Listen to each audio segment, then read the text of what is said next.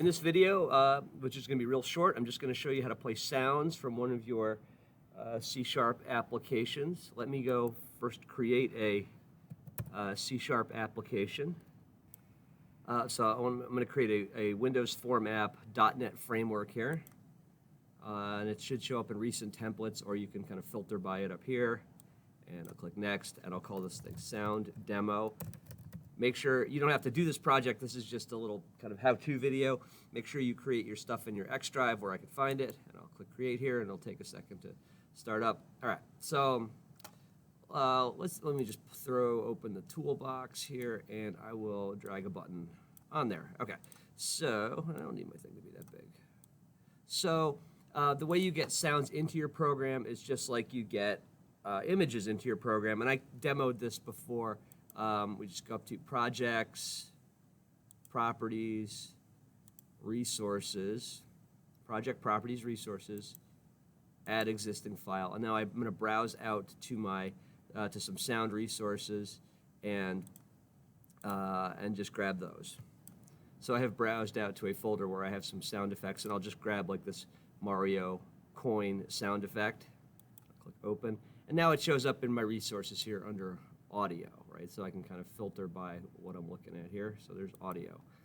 So in my projects, properties, resources, I have this coin sound. All right, now let's play this coin sound. Let me go over to my form, and I'm going to right-click and say View Code. So now I'm in my code here. And so to play sound, you need to bring in the library system.media. That is where the sound player class is defined. You can't play a sound effect directly. You have to create a sound player to kind of encapsulate it or wrap that thing. So inside of my class here, I will create a sound player, and I'll call it coin sound, and I have to initialize it. So and to do that, I use the new keyword, equals new sound player. Okay.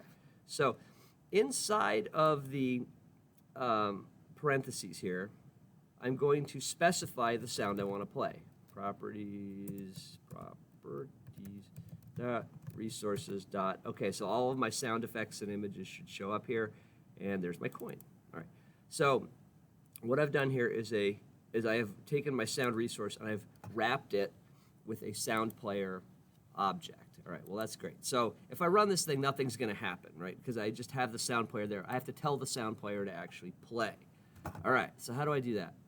Let's go back to our interface here, and I'm going to double-click on the button.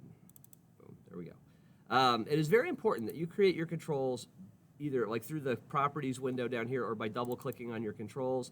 If you just typed in this function, it wouldn't work because there's some glue that has to happen behind the scenes that ties the button event click to this actual function call. So you can't just type in this stuff. You have to create it through the user interface. All right, but now that we've got it, we just have to play it. So coin sound dot, and let's see what's in this sound player class. Oh, we have play, stop, play, sync. All right, cool. So just say play. You don't want to use play sync. Play sync will kind of halt or lock up your program and wait for the sound effect to finish before it keeps chugging along and running the form. So sound play async is bad. You want to use coin sound dot play. So and then let's just run it.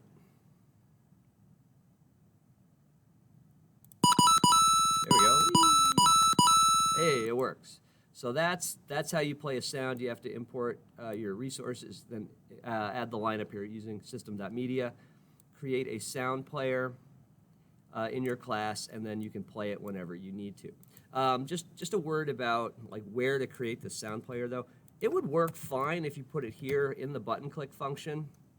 However, there might be a little bit of lag because this sound player object has to get created, is getting created, and then it's getting played. Now, we don't need to recreate the thing. We just want to create it once up front and then use it whenever we need it. So if you put this line here, you're constantly recreating your sound player every time you're trying to play the sound, and that's not what you want. That's not a good practice. What you want to do is create this thing up here once, and then just reuse that sound player.